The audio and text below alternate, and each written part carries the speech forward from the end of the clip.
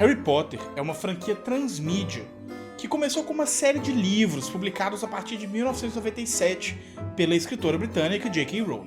A série conta as aventuras do menino Harry Potter, um garoto que aos 11 anos descobre, na verdade, ser um bruxo e é enviado a uma escola de magia, onde ele faz...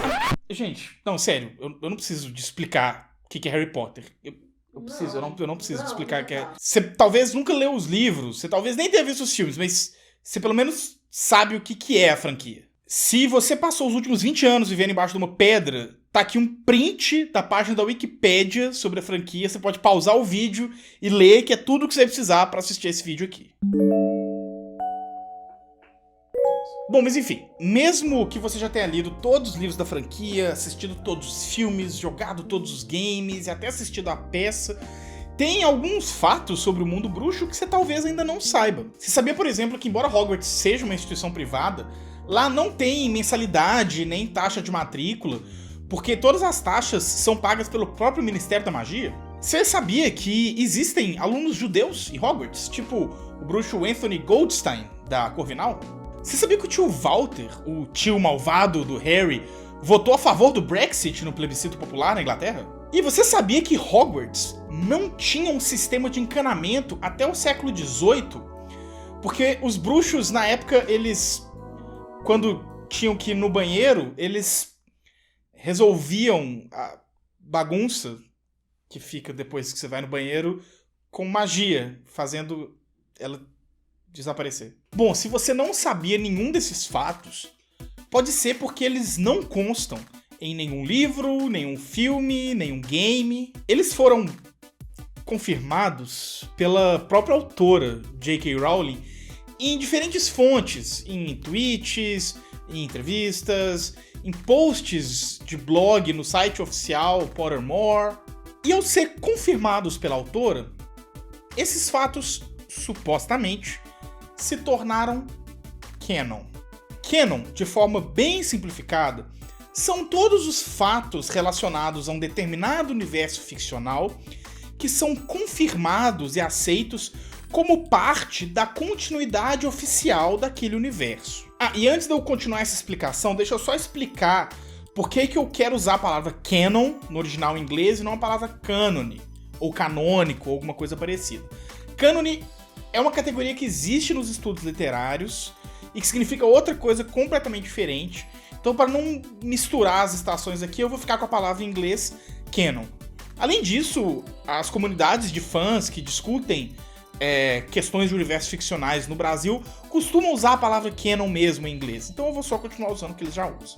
Mas enfim, a ideia de canon serve para separar algumas obras que, embora possam se passar num determinado universo ficcional, talvez não fazem parte da continuidade oficial dele, não fazem parte desse canon. Por exemplo, a Marvel, desde os anos 70, tem uma série de quadrinhos chamados Marvel What If, ou Marvel e Se, que são quadrinhos que vão imaginar cenários possíveis que não aconteceram de fato na continuidade oficial. São histórias que imaginam como seria aquele universo.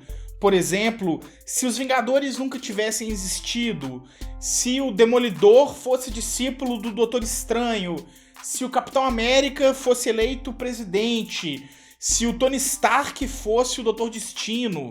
Essas histórias não fazem parte da continuidade oficial do universo Marvel. Elas não são canon. Um outro exemplo interessante para a gente pensar em canon é Star Wars, que além dos filmes que todo mundo conhece, tem mais uma infinidade de produtos de mídia diferentes relacionados à franquia, desde games, histórias em quadrinho, livros, desenho animado e até uns filmes que às vezes a gente prefere esquecer que existiram.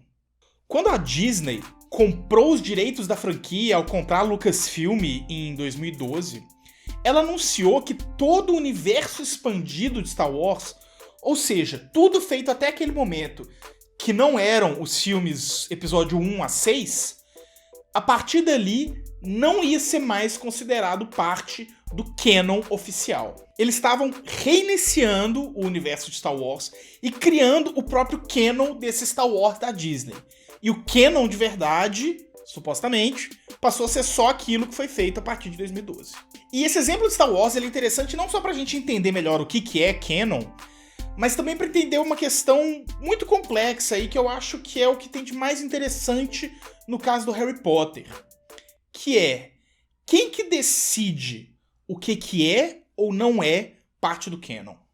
Vamos continuar olhando um pouquinho, por exemplo, de Star Wars. A franquia, historicamente, é considerada propriedade do criador dela, o George Lucas. Isso de cara já é um pouco complicado, porque, embora ele tenha dirigido e escrito o primeiro filme de 1977, ele nem escreveu, nem dirigiu os outros 2 filmes seguintes. Ele foi responsável só por escrever o enredo, escrever a história do que aconteceria nos filmes. Ou seja, entre 1977 e 1999, quando ele fez A Ameaça Fantasma, o George Lucas teve muito pouco envolvimento criativo, de fato, com a produção da franquia. Embora talvez para o público em geral não pareça, nesse intervalo de tempo teve muita coisa de Star Wars fora dos cinemas. Mas beleza, o George Lucas era o criador da coisa, ele era o dono da Lucasfilm, então é razoável entender por que ele era tido como crivo do que ia ser canon ou não no universo. E aí em 2012, a Disney, que é uma empresa que não teve nada a ver com essa história até esse momento, decide comprar a franquia, e isso dá pra ela o direito de resetar todo aquele universo depois de 35 anos de história. E os milhares, milhões de fãs que tiveram um mega investimento emocional com aquela franquia, com aquelas histórias nas décadas anteriores. Uma mera propriedade financeira sobre o nome Star Wars dá pra Disney um direito maior do que qualquer outra pessoa ou entidade para decidir se uma determinada história é oficial ou não naquele universo. Bom, então a gente volta pro exemplo do Harry Potter. Todos aqueles fatos um pouco peculiares que eu mencionei no começo do vídeo foram confirmados pela própria autora. Então, numa primeira vista, a gente é levado a achar e a aceitar que eles são parte estabelecida do canon. Mas eles não estão nos livros, nos filmes, nos games. Eles estão sempre em fontes extratextuais, tipo tweets, entrevistas, posts de blog.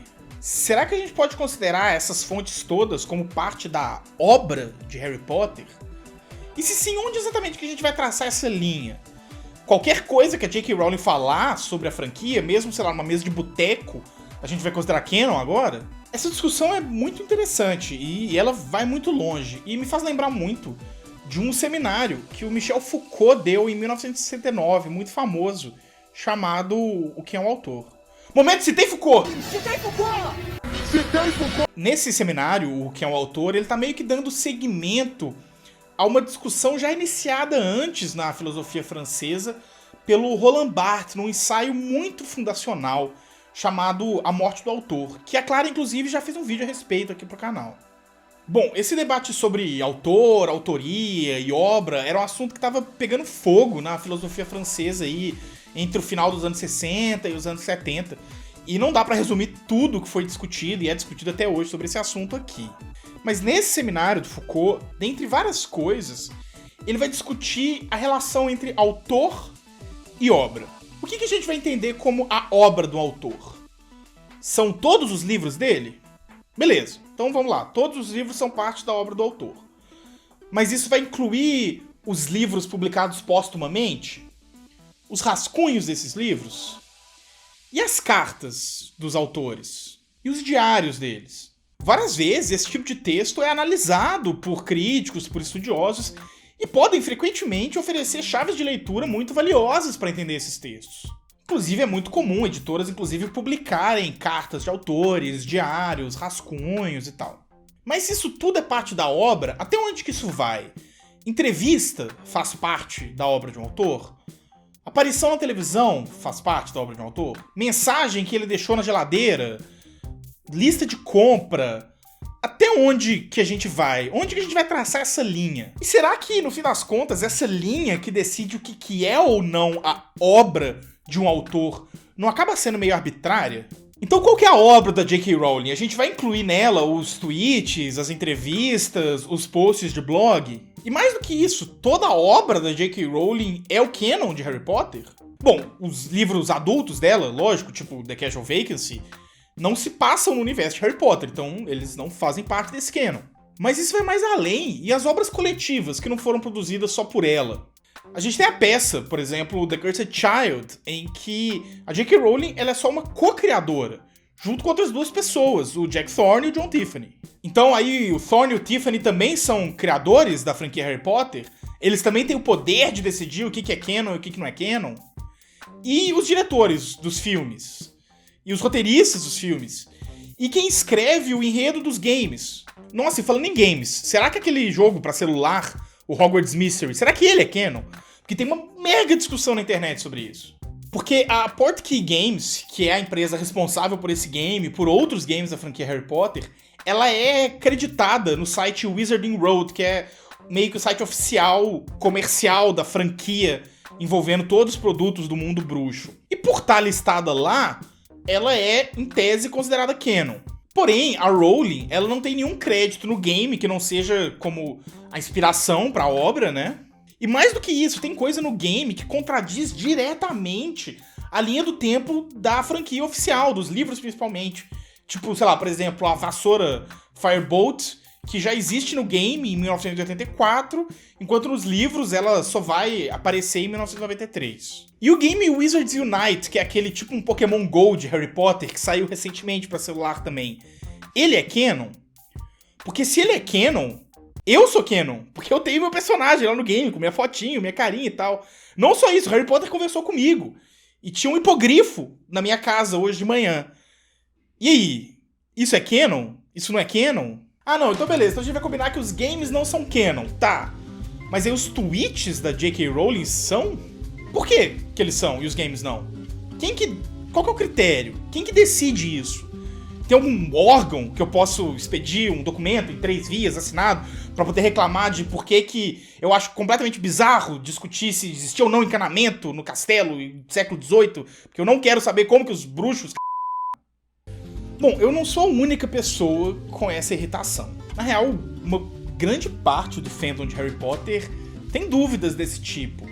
E cada vez que a Rowling solta um novo fato bizarro, esquisito ou contraditório sobre o universo de Harry Potter, num tweet, num post, num blog ou qualquer coisa do tipo, rolam várias discussões e até uma irritação com ela. A real é que uma boa parte dos fãs tem começado a ficar com essa mania dela de jogar essas informações nada a ver a qualquer momento. E essa irritação, ela fica mais forte, mais séria, quando esses fatos têm implicações políticas, principalmente no que compete à representatividade de grupos oprimidos. Uma crítica que tem sido feita constantemente a J.K. Rowling ultimamente é como que ela insiste em tentar falar que existe uma representatividade desses grupos na obra dela, mas essa representatividade nunca está expressa explicitamente no texto. Ela está sempre declarada só nesses espaços extratextuais. Um dos primeiros exemplos, e que ficou dos mais famosos,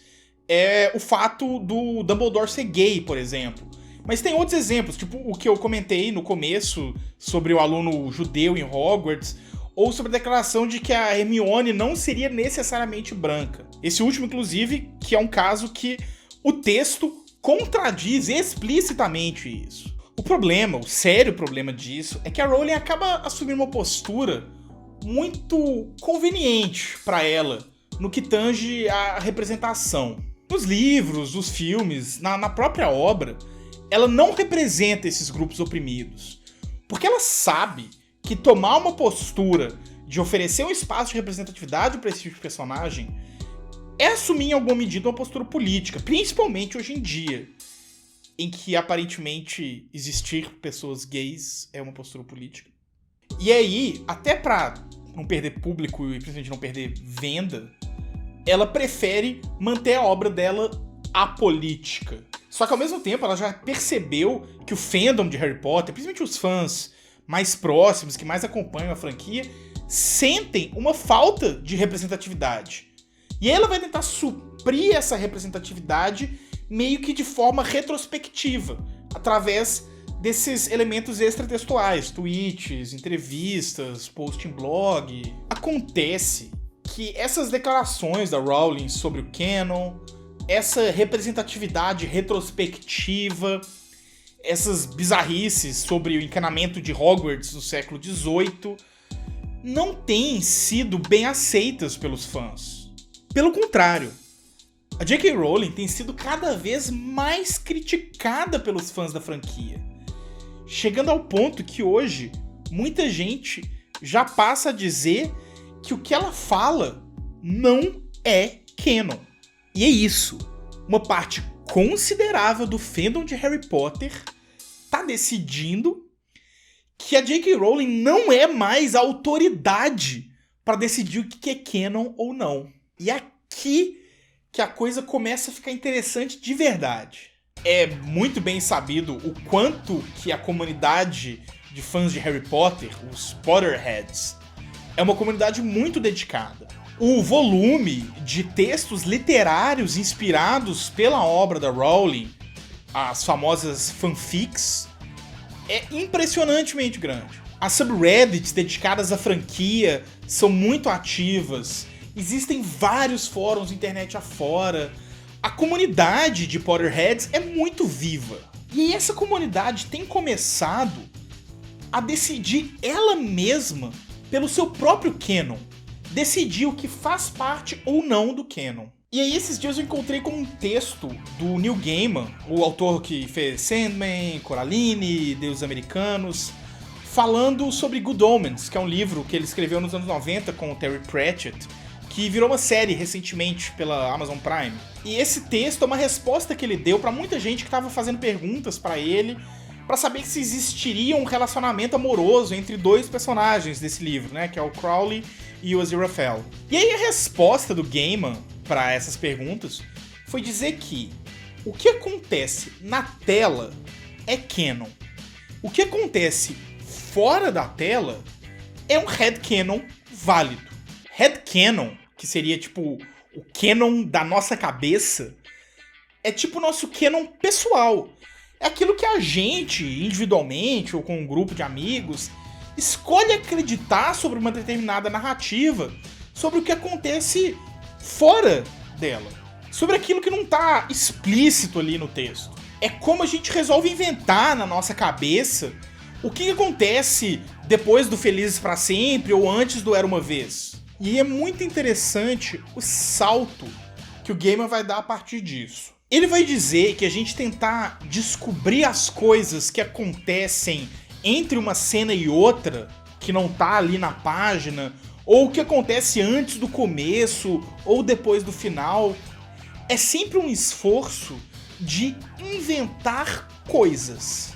E que qualquer um tá sempre livre para inventar coisas. E que essa é a beleza do fanfiction.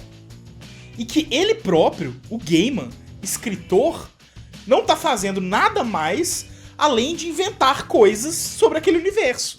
E aí, nesse texto, ao fazer essas afirmações, o Neil Gaiman aproxima os autores dos escritores de fanfiction, ao dizer que, no fundo, eles estão todos fazendo a mesma coisa, inventando coisas. Eles estão todos exercendo a própria criatividade. Eles estão todos escrevendo. E por isso mesmo, são todos válidos. Para ele, canon mesmo é só aquilo que tá na página ou na tela. Fora disso, é tudo headcanon. Esteja num blog oficial escrito pelo autor, esteja numa fanfic lida por 3 pessoas num fórum obscuro. E aí acaba que o Gaiman dá a resposta mais simples sobre o que é canon, embora possa ser talvez a resposta mais enfurecedora para quem passa horas na internet discutindo o que é ou não parte de um universo ficcional oficial. Canon é aquilo que você quer que seja canon. Beleza, isso quer dizer que toda interpretação vale? Que a gente pode achar qualquer coisa de qualquer coisa? Que tudo isso que a gente fala aqui no Mimimídia sempre sobre rigor metodológico, sobre teoria, é tudo um monte de bobagem? Bom, não é bem por aí. É importante a gente diferenciar aqui o que é um esforço teórico, analítico e crítico E o que é um esforço criativo literário? Fanfictions, headcanons, ficar criando teorias malucas sobre diferentes narrativas ficcionais não é um esforço de crítica, são esforços criativos. São, em alguma medida, literatura mesmo. Alguém que escreve fanfiction de Harry Potter tá muito mais próximo do que a J.K. Rowling faz do que de mim, que tô aqui fazendo críticas sobre Harry Potter na internet. E sim, na hora de produzir literatura, de ter um trabalho criativo, vale qualquer coisa, sim, vale o que você quiser, ué. Ah, mas tal coisa que você colocou aqui contradiz o livro tal. Que nem o Gaiman falou, você tá inventando coisas. O que a gente faz aqui no Mimimídias é diferente. A gente não tá aqui tentando imaginar, criar teoria pra saber se o casamento da Hermione com o Ron, depois que acabou a franquia, tinha problemas conjugais ou não. A gente tá aqui pra ver como a franquia Harry Potter e a forma que ela foi sendo desenvolvida ao longo dos anos pode lançar luz sobre as formas com as quais a gente interage com produtos de mídia, sobre questões teóricas, filosóficas, como por exemplo aqui, a questão do canon. A gente falou bem mais sobre esse assunto, em mais profundidade e num tom mais de conversa, com o Otávio do canal Quadro em Branco no nosso podcast. Então ouve lá pra ver como que esse debate seguiu. Eu falei mais cedo sobre o famoso texto do Roland Barthes, A Morte do Autor. Esse texto foi muito influente quando ele saiu, mas também muito controverso, e quase ninguém abraçou ele por completo. O próprio Barthes, ele, pouquíssimo tempo depois, revisitou as teses que ele propôs lá e reviu elas um pouco. E eu acho que a ideia desse texto, A Morte do Autor, ele é muito mais uma provocação para o pensamento da época do que, de fato, um corpo teórico, metodológico, rígido e consistente para a gente abraçar por completo, mas mais para a gente pensar criticamente e ver o que aquelas provocações do Barthes podem levar a gente a pensar. Para mim, a maior contribuição mais valiosa que esse texto teve e tem até hoje é fazer a gente parar de voltar à crítica literária para a imagem do autor e começar a olhar um pouco para os leitores. Tirar do autor um pouco esse papel de dono da obra, de dono da verdade sobre um determinado texto literário ou qualquer narrativa ficcional. Mas quando o Barthes escreve esse texto, a verdade é que ele estava dialogando com umas questões muito específicas ali da academia francesa, da filosofia francesa da época, e até com uma produção literária muito específica da Europa daquele período. E aí quando a gente amplia um pouco essa questão e vai olhar mais para a literatura popular, para os best-sellers, a gente vai ver que a imagem do autor continuou muito predominante em toda a segunda metade do século XX, com o autor sempre dando entrevista, aparecendo na televisão, até sendo um pouco popstar. E sendo entendido frequentemente como o dono do canon. Mas eu sinto que 50 anos depois do texto do Barthes, isso tá começando a mudar agora. O fandom de Harry Potter, ao decidir que nem tudo que a J.K. Rowling diz sobre a franquia deve ser levado a sério, ao produzir suas fanfics, a pensar nos seus headcanons, é muito simbólico de uma tendência maior dos leitores contemporâneos, de ter um engajamento mais ativo com os produtos de mídia que eles consomem. Seja escrevendo fanfic, seja fazendo vídeos de teoria maluca na internet, seja compartilhando headcanons uns com os outros. Isso é um movimento radical na forma que a gente interage com os produtos de mídia que a gente consome. Porque representa, de certa forma, uma democratização brutal do acesso à produção artística, criativa, literária. O Roland Barthes termina seu texto com uma frase bastante emblemática. A morte do autor deve ser paga com o nascimento do leitor. Bom, eu acho que hoje a gente pode reformular um pouco essa proposta para traduzir melhor o momento que a gente está. A morte do canon deve ser paga com o nascimento da fanfic. Bom, e você? Quem que você acha que tem o poder de decisão final sobre o que acontece fora das páginas de uma narrativa? É o autor? É o leitor? É todo mundo? Não é ninguém? Você tem o hábito de criar seus próprios headcanons, suas próprias teorias? Você faz fanfic? Fala aí nos comentários quais são as suas teorias pessoais favoritas sobre as narrativas que você gosta. Antes de eu ir, eu queria só te fazer um convite. Você já sabe que a gente tem uma campanha no Catarse? É o que permite que a gente consiga estar aqui toda semana fazendo vídeo, que é um trabalho muito difícil e muito custoso. E se não fosse por esse apoio, não ia durar muito tempo. Mas para o canal poder continuar no futuro, a gente ainda precisa que essa nossa campanha cresça mais. E a sua ajuda ia ser muito importante pra gente. Então aproveita para dar uma passada lá em catarse.me/mimimídias para ver um pouco as recompensas que a gente tem. Além das nossas canecas maravilhosas, belíssimas, com as artes exclusivas do Léo, tem várias outras recompensas legais também. Mas o mais importante, apoiando a gente, você passa a fazer parte da história do nosso canal e ajuda a gente a poder estar vindo aqui toda semana trazer conteúdo de qualidade para vocês. Um beijo no coração e até mais!